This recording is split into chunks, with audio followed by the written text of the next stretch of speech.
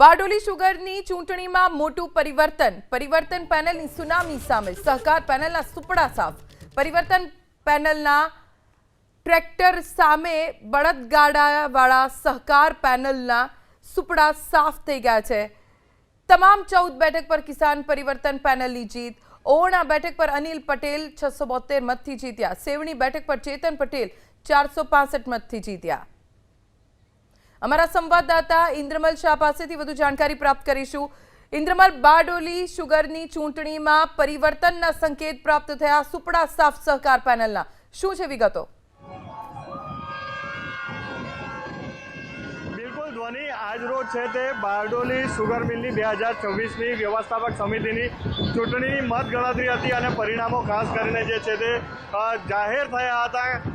સૌથી કહી શકાય કે સૌથી મોટું સત્તા પરિવર્તન છે તે એશિયાની સૌથી મોટી શુગર મિલ એવી બારડોલી શુગર મિલની અંદર હાલ છે તે દેખાઈ રહ્યું છે। જે પરિવર્તન પેનલ હતી તેની ભવ્યથી ભવ્ય જીત થઈ છે અને 15 પૈકીની 14 બેઠકો છે તે આ પરિવર્તન પેનલે છે તે કબજે કરી છે। છેલ્લા 10 વર્ષથી શાસનમાં જે હતી સહકાર પેનલ તેના છે તે સુપડા સાફ થઈ ગયા છે। ખાસ કરીને સહકાર પેનલમાં સહકારી તેમજ રાજકીય અગ્રણીઓ પણ સામેલ હતા। ખાસ કરીને જે બારડોલીના ધારાસભ્ય છે ઈશ્વર પરમાર, તેઓ પણ છે તે સહકાર પેનલમાંથી ચૂંટણી લડી હતી। ભાવેશ બાબેન જે હાલના કાર્યકારી પ્રમુખ હતા બારડોલી શુગર મિલના, તેમણે પણ ચૂંટણીમાં સહકાર પેનલમાંથી ઝંપલાવ્યું હતું, પરંતુ તમામ જે દિગ્ગજો છે તેની છે તે હાર થઈ અને જે જેન્ઝી કહી શકાય કે જેન્ઝીના યુગની શરૂઆત થઈ હોય, બિલકુલ કોઈ પણ મોટા માથા વગર કે કોઈ પણ સહકારી આગેવાન વગર બારડોલી શુગર મિલની ચૂંટણીમાં ઝંપનાવનાર કિસાન પરિવર્તન પેનલની 14 બેઠકો પર જીત થઈ છે।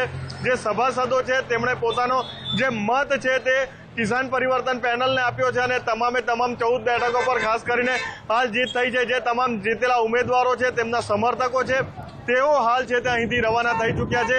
પોતપોતાના મત વિસ્તારમાં પોતપોતાના સભાસદોનો આભાર માનવા માટે અહીંથી રવાના થઈ ચૂક્યા છે।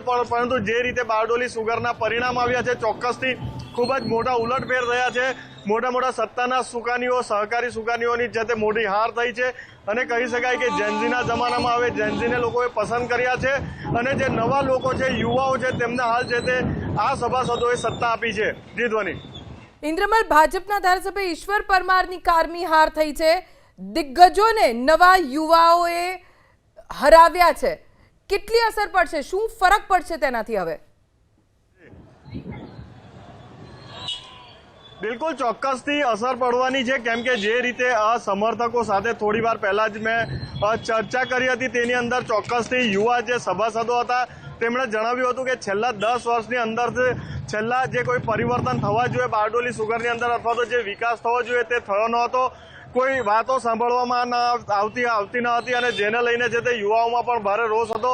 ઉપરાંત લોકો છે તે આ સહકારના જે અગ્રણીઓ હતા અથવા તો જે સંચાલકો હતા તેમની પર કોઈક ને કોઈક ક્યાંક ને ક્યાંક કોઈ પણ પ્રકારનો રોષ હતો અને જેને લઈને હાલ છે તે તમામ સભાસદોએ જાકારો આપ્યો છે અને જાકારો એટલે ખૂબ જ મોટો જાકારો આપ્યો છે। કહી શકાય કે સુપડા સાફ થઈ ગયા છે અને ટ્રેક્ટરનું જે કલ્ટિવેટર છે તે આખા ખેતરમાં ચાલી ગયું છે અને જે બળદગાડું છે તે ખાસ કરીને અત્યારે ટ્રેક્ટર છે તે બળદગાડા પર હાવી થઈ ગયું છે। તે રીતના પરિણામો આવ્યા છે। ચોક્કસથી દક્ષિણ ગુજરાત માટે આ ખૂબ જ મોટો ઉલટફેર અને ખૂબ જ મોટા પરિણામ કહી શકાય, કેમ કે હજુ આવનારા દિવસોની અંદર કામરેજ શુગર મિલના ઇલેક્શન બાકી છે। મડી શુગર, મહુવા શુગર સહિતની તમામ શુગર મિલોના હાલ ચૂંટણી પ્રક્રિયા જ્યારે બાકી છે, ત્યારે આ બારડોલી શુગરના જે પરિણામો આવ્યા છે ચોક્કસથી અન્ય શુગરના પરિણામો પર પણ આ વસ્તુ અસર કરી શકે તેવી હાલ છે તે જે સહકારી આગેવાનો છે તેની અંદર શંકા સેવાઈ રહી છે। ધ્વનિ, જો સહકાર પેનલના સુપડા સાફ, ઈશ્વર પરમારની હાર થઈ અને આપે કહ્યું કે જેન્ઝી યુવાઓએ હવે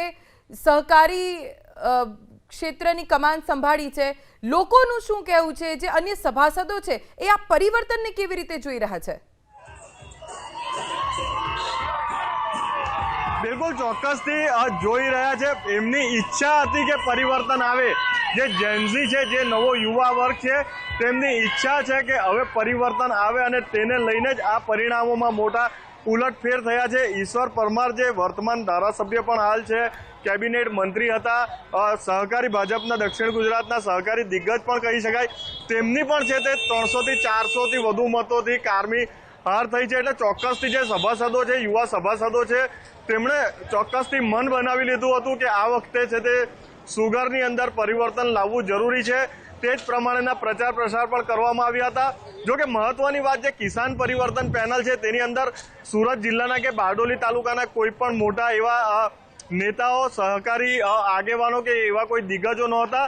તે છતાં પણ છે તે જે સભાસદો છે, જે ખેડૂતો છે, તેમણે કિસાન પરિવર્તન પેનલનો સ્વીકાર કર્યો છે.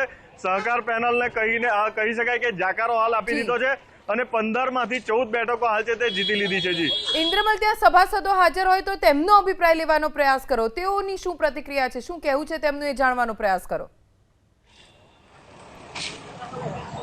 બિલકુલ, ધ્વનિ જે છે તે હાલ જે અહીં તમામ છે તે ચૂંટણી પ્રક્રિયા પૂર્ણ થયાને લગભગ 1 કલાકનો સમય વીતી ગયો છે અને આ જે રોડ છે ત્યાં લગભગ 10,000થી વધુ લોકો જે સભાસદો ખેડૂતો હતા તે લોકો અહીંથી હાલ છે તે પોતપોતાના વિસ્તારમાં અહીંથી જે છે તે જવા માટે નીકળી ચૂક્યા છે. અહીં હાલ છે તે ખાસ કરીને જે